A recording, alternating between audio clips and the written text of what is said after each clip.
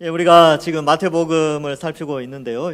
예수님께서 이 유월절 음식을 잡수시기 위한 이 만찬 준비, 이 사건은 아주 유명한 사건입니다. 그래서 우리가 1년에 2번씩 성찬식 하지 않습니까? 그렇죠? 그래서 오늘은 이 내용에 대해서 함께 살펴보도록 하겠습니다. 이 내용에 앞서서 우리가 앞에서 배웠던 내용을 잠시 살펴보면, 예수님이 예루살렘에 들어오실 때 많은 사람들이 진짜 정치적인 왕으로 등극하실 줄 알고 많이 환영을 했어요. 그래서 호산나 다윗의 자손이여 하고 막 이렇게 불렀는데, 예수님은 십자가에 달려 죽으시려고 들어오신 것이지요. 근데 예수님이 들어오셔서 성전 안에 들어가서 막 비둘기 팔고 돈 받고 가는 사람들 상을 막 뒤집고 하셨어요. 그러면서 이 성전이 무너지지만 새로운 성전이 건축될 것을 말씀하시고, 또 이스라엘 사람들, 유대인들이, 종교 지도자들이 그렇게 성전에 있지만 예수님을 믿는 새로운 이스라엘이 형성될 것을 또한 말씀해 주셨습니다. 그러니까 이 종교 지도자들이 예수님 싫어했어요. 그리고 죽이려고 계획을 할 그때에 가룟 유다와 함께 마음이 잘 맞아서 가룟 유다가 은30에 예수님을 팔게 됩니다. 은30, 지난주에 말씀드렸죠. 오늘날로 가치로 따지면 한 1,800만 원 정도 되는데, 그 돈에 눈이 어두워서 예수님을 팔게 됩니다. 그러나 반대적으로 지난주에 살펴봤듯이 이 마리아, 나사로의 동생이었죠. 그 마리아는 이 향유 순전한 나드 한 옥합을 깨트려서 예수님께 바쳐드리는데, 그것이 300데나리온, 그러니까 오늘날의 가치로 하면 한 4,500만 원 정도 되는 가치 있는 것을 예수님께 드렸습니다. 그래서 이 마리아와 가룟 유다가 대조되면서 우리가 믿음을 선택하여서 영광스러운 십자가의 명예를 높이는 삶을 살아야 된다라는 것을 살펴보았습니다. 그래서 마리아는 자신의 믿음을 통해 돈을 희생시켰지만 가룟 유다는 돈을 위해 자신의 믿음을 희생시켰다라는 신학자의 말도 지난주에 살펴보았습니다. 자, 이제 예수님은 십자가의 죽으심을 위하여 이제 준비하시는 가운데, 이때가 유월절과 무교절 기간이 되었습니다. 그래서 오늘 읽은 본문 말씀 17절에 보시면 무교절의 첫날에 이렇게 되어져 있는데, 여러분, 이 무교절은 무엇이고 유월절은 무엇일까요? 라고 했을 때 사실 두 절기는 다릅니다.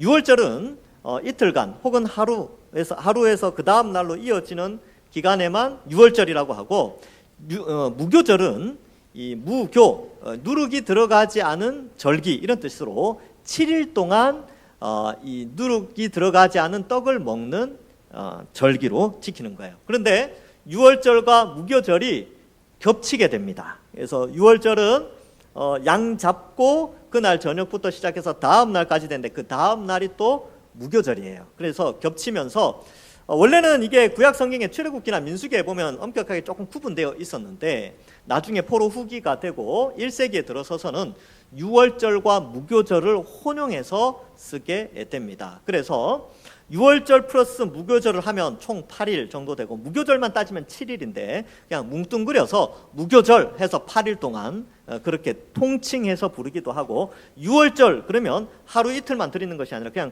전체 무교절까지 뭉쳐서 유월절, 이런 개념을 가지고 있었다고 합니다. 그래서 오늘 본문에 무교절의 첫날이라고 되어져 있지만 사실은 유월절과 연결된 날입니다. 그래서 무교절의 첫날인데, 마가복음에는 이런 표현이 나옵니다. 14장 12절에 무교절의 첫날 곧 유월절 양 잡는 날에, 이렇게 되어져 있습니다. 여러분, 유월절이 어떤 날입니까? 유월절은 넘어가는 날이에요. 패스오버라는 단어인데, 유월, 넘어간다라는 뜻인데, 뭐가 넘어가느냐 하면 심판, 죽음의 심판이 넘어간 날을 기념하는 날입니다. 그래서 이스라엘 백성들이 이집트의 노예로 살 때에 출애굽할 때 마지막 재앙이 뭐였냐 하면 장자의 죽음인데, 장자가 죽지 않으려면 어린 양, 1년 된 어린 양의 피를 그 각 집의 문에, 문 기둥과 보에 그 피를 바르면 죽음의 사자가 그걸 보고 넘어간다는 거예요. 그래서 유월, 넘어간다, 패스 오버 한다는 의미로 유월절.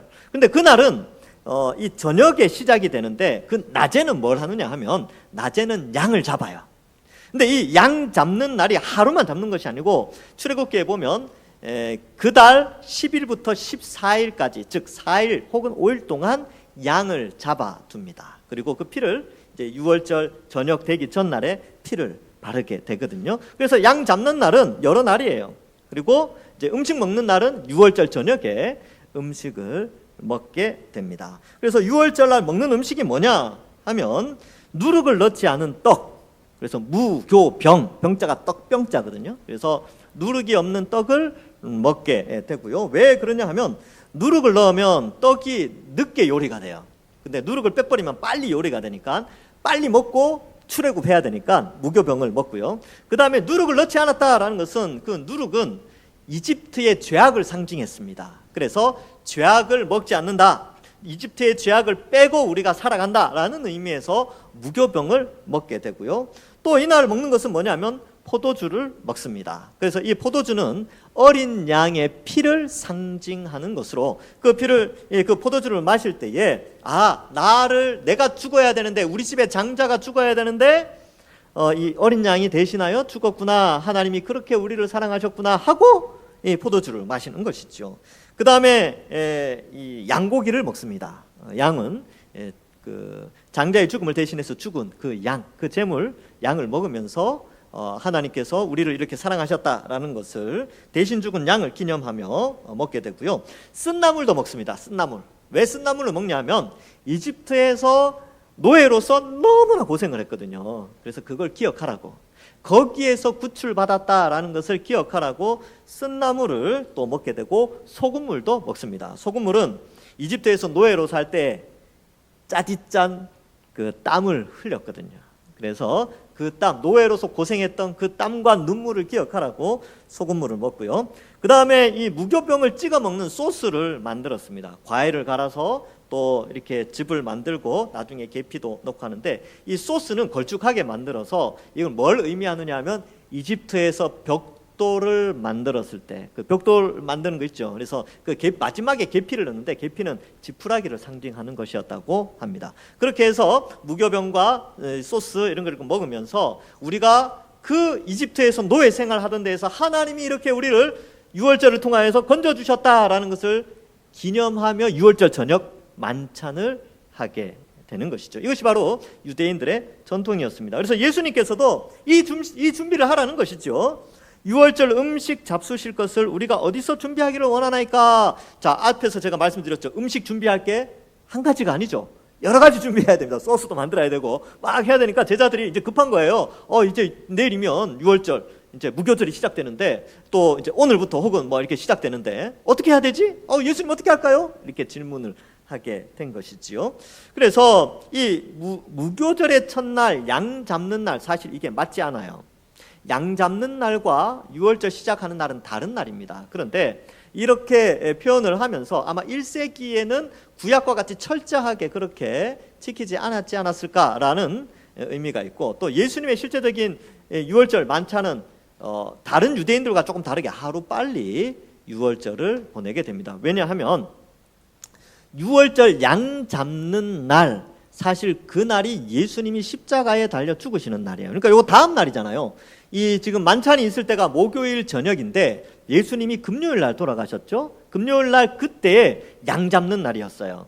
그런데 요한복음에는 이거를 조금 잘 설명하는데 마태, 마가, 누가는 이거 조금 헷갈리게 해놨습니다. 근데 실제적으로 양 잡는 날은 이 10일부터 14일까지니까 여러 날 양을 잡아요. 그래서 그 의미가 있습니다. 그래서 양 잡는 날이 이날 목요일이었다는 것도 맞고, 금요일 날 양 잡는 날이라고 하는 것도 맞아요. 그러니까 예수님이 골고다 언덕에서 십자가에 못 박혀 죽으실 때 예루살렘 성 안에서는 양을 잡고 있었어요. 왜냐하면 그날 저녁 유월절 만찬을 해야 되거든요. 그래서 그런 의미에서 예수님이 하루 빨리 유월절 만찬을 했다라고 이야기하는 학자들도 있습니다. 그래서 이 요한복음 18장 28절에 보면 요것에 대해서 좀 설명을 하고 있어요. 거기에 이렇게 기록되어 있습니다. 그들이, 이제 대제사장과 서기관들 있죠. 그들이 예수를 가야바에게서 관정으로 끌고 가니 새벽이라, 금요일 새벽이에요. 그들이 더럽힘을 받지 아니하고 유월절 잔치를 먹고자 하여 관정에 들어가지 아니하더라. 지금 종교 지도자들은 유월절 만찬에 들어가지 않았어요. 그리고 금요일 날 새벽에 예수님이 지금 신문 받으시는데 그날 새벽에 관정에 들어가지 않는 거죠. 왜? 피를 묻히지 않으려고. 예수님 막 두들겨 맞고 채찍에 맞고 하시면 피가 묻으면 유월절을 못 지키거든요. 그러면 그 다음 유월절 지켜야 돼. 한 달 후에 두 번째 유월절을 지켜야 되는 거예요. 그게 율법에 그렇게 기록되어 있습니다. 유월절은 두 번 지켜요. 그래서 정월 첫 달에 한 번 지키고 그 달 부정한 자들은 그 다음 달에 지키도록 그렇게 되어 있는데 그 다음 달에 지키기 싫으니까 관정에 들어가지 않습니다. 그래서 그날 저녁에 이날 예수님이 금요일 날 돌아가셨는데 그날 금요일 밤이 유월절 시작, 유월절 만찬 날이었기 때문에 그들이 들어가지 않죠. 그래서 이 구절 때문에 예수님은 유월절 식사를 하루 앞당겨서 했다라고 이제 학자들이 또 평가하는 구절도 있습니다. 그래서 이거 따지고 들어가면요, 이거 굉장히 복잡합니다. 제가 어제 이것 때문에 시간을 한 2-3시간을 소모했어요. 이게 정말 뭐가 그런가 했는데 결론은 헷갈린다는 거예요. 결론이 헷갈린다. 알 수 없다. 1세기의 특징이다. 뭐 이렇게 결론이 그거예요. 명확하게 율법의 기준대로는 맞지 않지만 마태, 마가, 누가 그리고 요한의 기록에 근거하면 날짜와 시간이 서로 맞지는 않지만 확실한 것은 그날이 유월절과 예수님의 죽음은 유월절과 관련되어 있다라는 결론에 도달하게 됩니다. 자, 어쨌든 예수님은 이제 이 유월절 음식을 잡수시기 위해서 준비를 하시죠. 18절에 보면 어떻게 준비할까요? 제자들이 질문하니까 예수님이 가르쳐 줍니다. 성 안에 아무에게 가서 선생님 말씀이 내 때가 가까이 왔으니 뭐 이렇게 하라. 그래서 사람 집을 좀 비워달라 이렇게 말하는 거죠. 그러니까 예수님이 제자들에게 말하는 거죠. 야, 성에 들어가서 아무나 붙잡고 야, 집 좀 빌려달라고 해라 이렇게 말씀하셨다는 거예요. 근데 이거 참 어려운 일이죠, 그렇죠? 운동장에서 바늘 찾기도 아니고. 그런데 마가복음에는 조금 더 자세하게 기록하고 있습니다. 마가복음 14장 13절에는 예수께서 제자 중에 둘을 보내시며 이 둘이 누구냐? 누가복음 22장 8절에는 베드로와 요한이라고 표현하고 있습니다. 왜냐하면 사람들이 금방 알아볼 수 있는 사람, 대표적인 제자들의 대표적인 사람을 보낸 거죠. 둘을 보내시며 이르시되 성내로 들어가라. 그리하면 물 한 동이를 치고 가는 사람을 만나리니 그를 따라가서 그 사람의 집 주인에게 이야기하라 이렇게 돼 있어요. 보통 주인들은 물동이를 아니죠. 안 잊고 다니죠. 안 들고 다닙니다. 종들이 하죠. 그러니까 그 물동이 한 동이를 든 사람 따라가서 그 집 주인에게 집 좀 빌려달라고 해라. 그러면 자, 이렇게 이제 예수님이 조건을 이야기했으면 제자들이 찾기 쉬웠겠죠. 고생 안 했을 거예요. 그래서 딱 들어갔는데 예루살렘 성 안에 딱 들어가니까 물동이 한 동이 진 사람 딱 보이는 거예요. 그래서 어디 가나 이렇게 하니까 물동이 들고 이제 집으로 들어가는 거죠. 이렇게 들어가서 그 집 주인에게 말하고 19절에 유월절을 준비하게 됩니다. 여러분, 여기서 우리가 생각해 봐야 될 것은 이 유월절과 예수님의 십자가가 계속 연결되어져 있습니다. 그래서 예수님은 유월절에 그 어린 양이 죽은 것처럼 우리의 죄의 형벌, 죽음을 대신해서 유월절 어린 양이 죽음을 대신해서 죽은 것처럼 우리를 위하여 십자가에 달려 죽으신다는 것을 계속 강조하고 있습니다. 그리고 18절에 보시면요, 예수님은 미래에 일어날 일이죠. 제자들이 성 안에 들어가면 물동이를 가진 사람을 보게 된다는 걸 미래의 일이고 장소를 초월한 일이에요. 근데 예수님이 다 알고 계십니다. 이것을 통하여서 예수님은 하나님이심을 나타내고 있는 것이죠. 뒤에 보면 가룟 유다의 마음까지도 다 알고 계시는 하나님이십니다. 그래서 예수님은 성자 하나님이신 그리스도 예수님이라는 것을 우리에게 가르쳐주고 있습니다. 그리고 예수님이 하신 말씀은 반드시 이루어진다는 것을 또한 말씀해주고 있지요. 그래서 예수님이 다시 오신다 이 말씀을 하셨는데 언제 오실지는 말씀 안 하셨지만 다시 오신다는 말씀도 반드시 이루어집니다. 자, 이러한 것을 여기서 이제 좀 살펴보고 이제 20절로 넘어가 보겠습니다. 이제 저녁이 되었어요. 이제 식사를 하시는데 유월절을 준비하여 식사를 12제자와 함께 먹게 됩니다. 그래서 예수님이 말씀하시죠. 21절에 보면 먹으시면서 너희 중에 한 사람이 나를 팔리라 이렇게 말씀하십니다. 12제자가 깜짝 놀랐겠죠.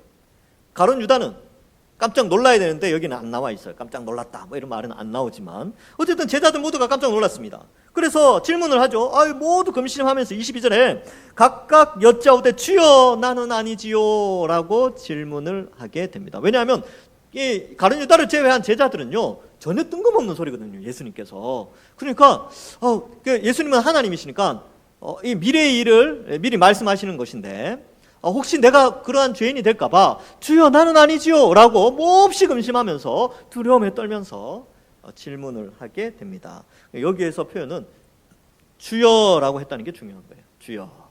왜냐하면 예수님이 보여주신 삶은 하나님이 이 땅에 인간으로 오신 그런 모습이었기 때문에 이 제자들은 다 예수님을 주라고 고백하게 됩니다. 그런데 예수님이 말씀하시죠. 23절에 대답하여 이르시되 나와 함께 그릇에 손을 넣는 그가 나를 팔리라. 이 그릇은 무슨 그릇일까요? 이 무슨 그릇이냐면 소스 그릇입니다. 소스. 아까 말씀드렸죠. 과일을 갈고 견과류 넣고 계피가루 넣어가지고 떡을 찍어 먹는 그 소스인데 이 소스 그릇이 있는데 제자들이 다 거기에 다 찍어 먹어요. 근데 예수님이 나와 함께 그릇에 손 넣는 자다. 다라는 거예요. 다. 그러니까 앞에 나왔던 너희 중에 나를 팔리라 라는 말과 그릇에 손 넣는 자가 나를 팔리라 라는 말은 같은 의미예요.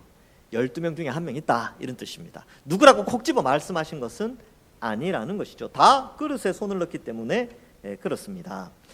그래서 이러한 표현을 하시고 24절에 보면 인자는 자기에 대하여 기록된 대로 간다. 즉 하나님의 뜻대로 성부 성자 성령 하나님 삼위일체 하나님께서 창세전에 계획한 대로 십자가에 달려 죽으시는 것은 그대로 실행되어진다는 거예요. 그러나 그 실행을 위하여 예수님을 파는 그 악한 자는 심판을 받게 되죠. 그래서 그에게는 화가 있으리라.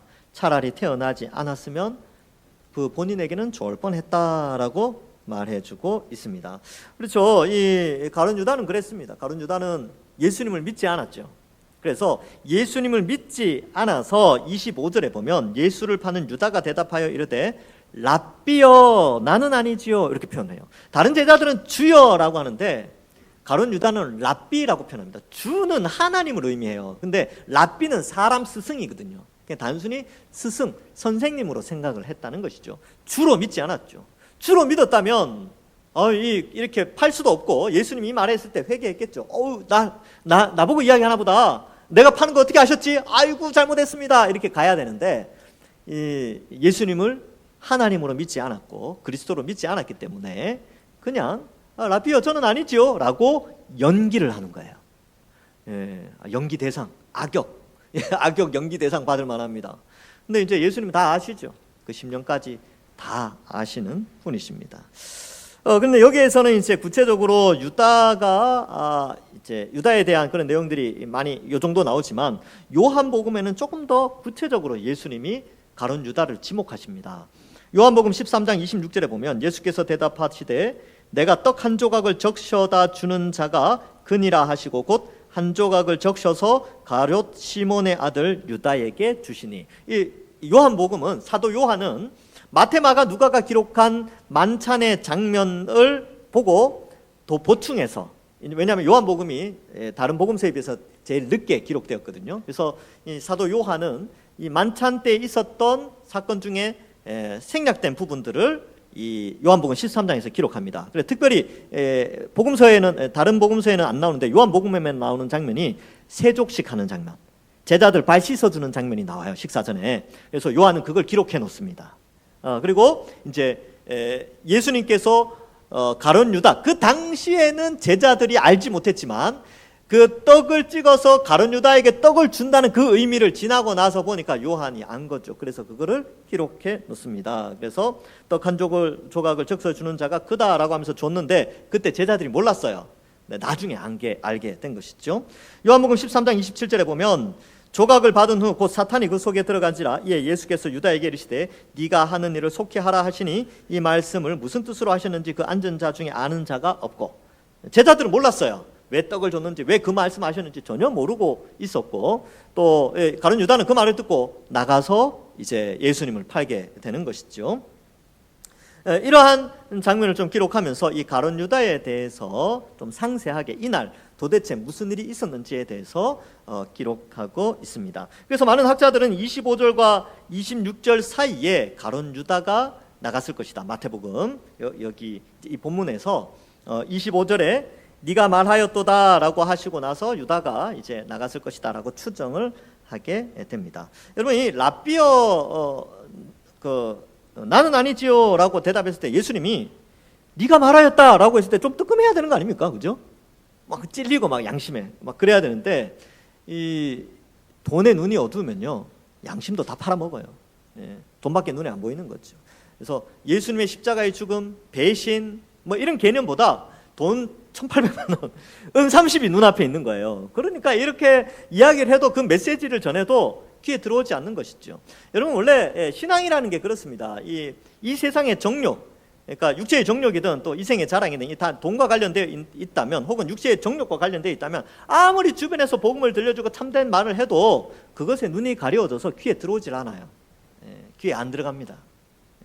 그처럼 가룟 유다도 그랬던 것이죠. 예수님께서 그가 돌이킬 수 있도록 힌트도 주시고 막 그랬는데도 그는 돈에 눈이 어두워서 예수님의 하나님이심도 모르고 또 그 의미도 깨닫지 못하고 팔게 되는 것이죠. 자, 이제 26절에 우리가 잘 아는 만찬식이 시작됩니다. 그들이 먹을 때에 예수께서 떡을 가지사 축복하시고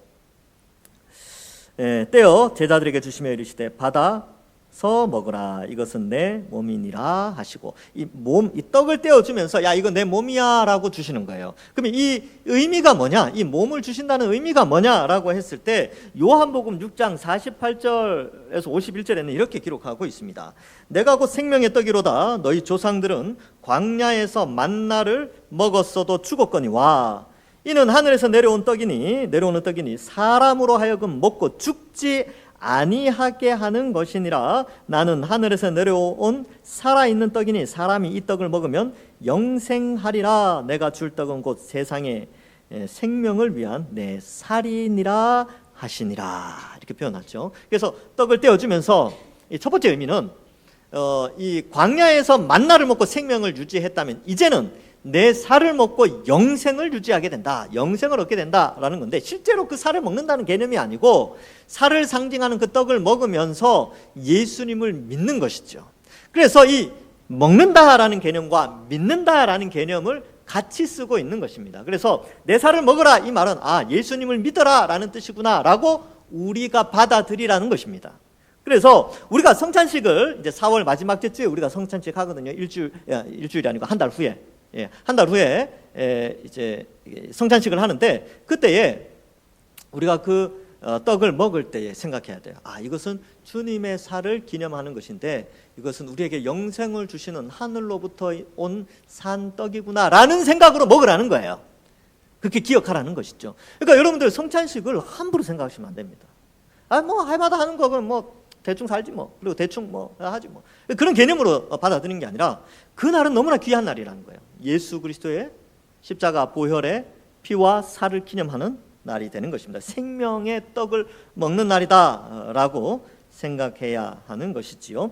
이것이 바로 이제 만나, 생명의 만나의 개념으로 예수님의 살 개념이고, 두 번째로는 이 언약 개념이 있습니다. 언약의 살. 이게 뭐냐 하면, 이거는 이제 구약의 언약 제도를 좀 이해해야 되는데, 국가와 국가 간의 언약을 맺을 때, 조약을 맺을 때에 고대에는 재물을 이제 뭐 양이나 소나 이런 것들을 갖다 놓고 반을 딱 쪼개요. 그리고 언약 조문을 읽고 그 조문을 읽은 다음에 양쪽 왕이 그 재물을 뛰어넘습니다. 이렇게 뛰어넘으면서 이 조문을 어기면 이 재물과 같이 되리라 하고 이렇게 뛰어넘어요. 그리고 그렇게 뛰어넘고 그 후에 그 재물을 먹습니다. 구워서 먹어요. 그게 이제 언약식이에요. 그리고 언약의 마지막 순간에 그걸 먹고 이제 그 강대국 왕을 아버지로, 약소국 왕을 아들로, 그래서 아버지이기 때문에 조공을 바치고요, 아들이기 때문에 외부의 침입이 있으면 아버지 국가에서 파병을 해서 그 나라를 보호해 줍니다. 이게 이제 언약 조약인데, 이 조약을 맺고 음식을 먹고 같이 아버지 나라의 왕이 앞으로 가면 아들 나라의 왕이 그 뒤를 따라 회랑을 걷는 도보의식이 있습니다. 그렇게 해서 언약식이 마무리가 됩니다. 근데 여기에서 예수님이 지금 뒤에 나오면 언약의 피라는 용어를 쓰면서 이 몸도, 자신의 살도 그 언약식의 제물과 같이 하나님과 우리 사이에 이 하나님을 아버지로, 우리가 그 백성으로 언약을 맺는 그 식의 제물로 드려지는 그런 의미에서 먹으라라고 한다는 것이죠. 그래서 언약 제물로서 돌아가시고 만나로서 그 몸을 주신 것이며, 유월절 어린 양으로서 예수님이 십자가에 달려 죽으신다라는 것을 말씀하고 있습니다. 28절에 보면 이것은 이제 27절에 또 잔을 가지시죠. 그리고 기도하시고 감사 기도하고 이것을 다 마시라고 말씀하시며 28절에 죄 사함을 얻게 하려고 많은 사람을 위하여 흘리는 바 나의 피 곧 언약의 피니라 라고 말씀하고 있습니다. 자, 여기 언약의 피가 나오는데요, 이것은 바로 이 언약식을 떠올리게 합니다. 자, 이스라엘 백성들이 유월절을 거치고 이제 시내산으로 가요. 이동을 합니다. 아라비아에 있는 시내산으로 이동을 해서 거기에서 하나님과 언약식을 하는데, 언약식 그 출애굽기에 보면 양식이 그렇게 돼 있어요. 소를 잡고 그 피를 받아서 피의 절반은 하나님의 제단에 뿌려요. 네, 그 제단을 깨끗하게 한다는 의미에서, 그래서 피를 뿌린다는 것은 깨끗하게 한다라는 의미가 있기 때문에 여기에 죄사함 이런 의미가 있고요. 그 다음에 그 피의 절반은 어떻게 하냐면 모세가 그걸 사람들에게, 백성들에게 확 뿌려요. 좀 이상하긴 하지만, 그래서 출애굽기 24장 8절에 이런 내용이 나옵니다. 모세가 그 피를 취하여 백성에게 뿌려 가로되 이는 여호와께서 이 모든 말씀에 대하여 너희와 세우신 언약의 피니라 이렇게 말씀하고 있습니다. 그래서 이 예수님의 피를, 예수님께서 자신이 십자가에서 흘리신 피에 대한 의미가 바로 하나님과 그의 백성 간의 언약의 피로 그 피를 흘려주셨다라는 것을 말씀하고 있습니다. 성경에 2번 정도 사람에게 피 뿌리는 장면이 나오는데, 구약에 한 번, 신약에 한 번인데요, 신약에는 베드로전서 1장 2절에 보면 이런 말씀이 나옵니다. 곧 하나님 아버지의 미리 아심을 따라 성령이 거룩하게 하심으로 순종하고 예수 그리스도의 피 뿌림을 얻기 위하여 택하심을 받은 자들에게 편지하노니 은혜와 평강이 너희에게 더욱 많을지어다. 즉 예수님의 피 뿌림을 받은 자가 곧 새 언약 백성이다 라는 것을 말하고, 이 새 언약 백성은 민족의 한계를 뛰어넘어서 모든 민족, 예수 그리스도를 믿는 모든 사람들이 다 새 언약 백성으로, 새 이스라엘 백성으로 세워진다는 것을 말씀해 주고 있습니다. 그래서 이 유월절 식사에서 이 만찬은 새 언약 백성으로 세우는 하나의 언약 의식과 같다라는 것이고, 그렇다면 이런 의미를 우리가 제대로 알고 있다면 여러분들이 성찬식에 임할 때 어떠한 자세로 임해야 되겠느냐? 바로 언약 예식에 동참한다는 의미에서 그 예식을 거룩하게 그리고 성결하게 치러야 하는 것이죠. 함부로 성찬식에 임해서는 안 됩니다. 그래서 한 달 후에 성찬식 할 때는 작년보다는 올해 조금 더 의미 있게, 내가 예수님의 십자가로 말미암아 이제 하나님 백성이 되었구나, 내가 이 떡과 잔을 마심으로 말미암아 영생을 누리고 이제 죄사함, 깨끗함을 받아서 하나님의 백성이 되는구나 라는 의미를 우리 자신들이 가져야 한다는 것입니다. 자, 그래서 먹고 마신다 이 표현은 다 믿는다라는 것과 연결되어져 있고, 먹고 마시는 것은 그리스도와 연합하게 되는 것입니다. 그런데요, 여러분, 여기에서 이제 이 만찬이 끝나고 이제 감난산으로 이동하는 장면이 나오는데, 요한복음에서는 이 만찬 장면이 나오지 않습니다. 왜? 마태, 마가, 누가가 아주 잘 설명해 놨으니까 요한은 다른 걸 기록해요. 이 자리에 이때 있었던 이 만찬장에서 있었던 예수님의 메시지에 좀 포커스를 맞추게 됩니다. 그래서 그 요한복음 13장에 보면 뒤에 뭐가 나오냐 하면 너희가 서로 사랑하라. 내가 너희에게 새 계명을 주노니 너희가 서로 사랑하라. 이 말씀이 요한복음 13장에서 나오고 있습니다. 자, 그러면 한번 생각해 봅시다. 지금 예수님께서 이 유월절 만찬을 베푸시면서 그 희생양 혹은 희생떡에 대한, 그 떡과 잔에 대한 의미를 자신의 십자가와 연결시켜서 새언약 백성으로 그들을 불러 모으시는 가운데, 이것을 믿는 자, 이것을 먹고 마시는 자, 예수님의 살과 피를 그 기념하면서 그 떡과 잔을 취하는 자는 어떻게 살아가야 되느냐? 서로 사랑해야 된다는 거예요. 왜? 하나님을 아버지로 고백하는 한 언약 공동체로 불러주셨기 때문에 서로 뜨겁게 사랑하라고 새 계명을 주신 날이 바로 이때입니다. 그래서 우리는 이 성찬식을 통하여서 내가 하나님 백성이 되었구나 라는 것과 함께 이제 나와 같이 백성이 된 우리 성도들을 더 뜨겁게 사랑해야 되는구나 라는 것을 기억해야 한다는 것입니다. 그래서 우린 다 언약 백성이에요. 그래서 귀하게 여기고, 또 교회 안에 누가 이렇게 오면 서로 이제 낯선 사람이 오더라도 다가가서 이야기하고 관심 가지고 배려하고 이해하고, 또 같이 지내다가 서로의 또 부족한 점도 있을 거 아니에요. 그렇죠? 연약한 점도 있지요. 그러면 그때 바로 예수님의 십자가 바라보면서 그를 사랑하고 이해하는 그런 모습이 교회 안에 있어야 한다는 것입니다. 그것이 바로 이 마지막 만찬에 예수님이 가르쳐 주신 의미가 되는 것이지요. 자, 그래서 29절에 보면 이제 언약의 피라는 것을 가르쳐 주시고, 이제 포도나무에서 나는 것은 이제 안 마시겠다. 그리고 앞으로 완성될 하나님 나라에서 그의 백성들과 함께 마시겠다. 이 표현은 이 혼인잔치 개념과 좀 연결되는데, 어린 양의 혼인잔치, 예수님의 재림을 통하여 완성될 하나님 나라에서 너희들과 함께 기쁘게 포도주를 마시겠다라고 말씀하시는 것이지요. 그래서 그의 잔칫날이 그때가 또한 있다는 것을 우리가 기억하고, 이제 이 만찬을 마치시고 이 30절에 보면 이에 그들이 찬미하고 감람산으로 나아가게 됩니다. 여러분, 아까 말씀드렸죠. 언약식의 마지막이 도보의식이라 그랬어요. 그래서 주인 왕이 앞을 가면 뒤에 그 아들 왕이 그 뒤를 따라가면서 이제 우리의 주는 나의 아버지십니다, 뭐 이런 고백을 하면서 이제 가게 되거든요. 마찬가지로 이들이 감람산으로 참여하면서 갈 때 그 모습이 마치 언약식의 마지막 장면, 도보의식과 같이 감람산으로 가게 됩니다. 말씀을 맺습니다. 여러분, 오늘 말씀을 통해서 우리가 생각해야 될 것은 예수님은 유월절 어린 양으로 십자가에 달려 죽어주셨어요. 근데 그것이 나에게 직접적인 혜택, 심판을 넘어가는 혜택을 주셨습니다. 뿐만 아니라 예수님은 하나님이시죠. 이 앞날 또 장소와 시간을 초월해서 모든 것을 다 알고 계시고 사람의 마음까지도 다 알고 계십니다. 그래서 우리가 믿는 예수님은요, 인간이 아니에요. 그러니까 하나님이시죠. 그러나 100% 인간으로 오셔서 우리를 대신하여 유월절 어린 양으로 죽어 주셨습니다.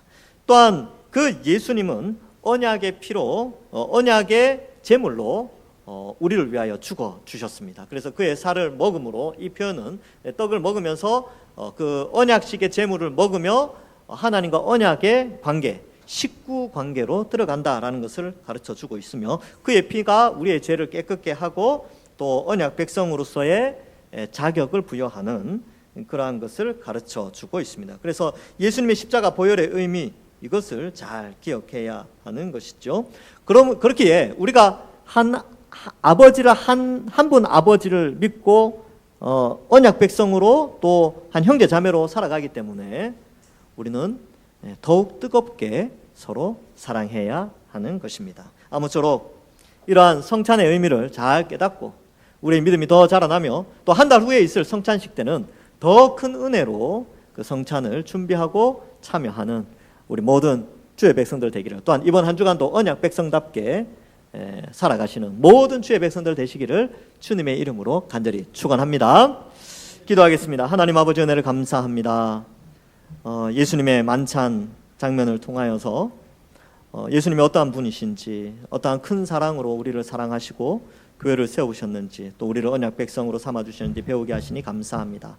우리가 언약 백성으로 또 한 형제 자매로서 하나님께 영광 돌리고 또 지체를 사랑하며 이 땅 가운데 하나님이 기뻐하시는 새 이스라엘 백성들로 살아가는 저희들 다 되게 하여 주시옵소서. 이번 한 주간도 우리의 삶 가운데에서 하나님이 동행하여 주셔서 믿음의 삶을 살게 하여 주실 줄 믿사오며 예수님의 이름으로 기도하옵나이다. 아멘.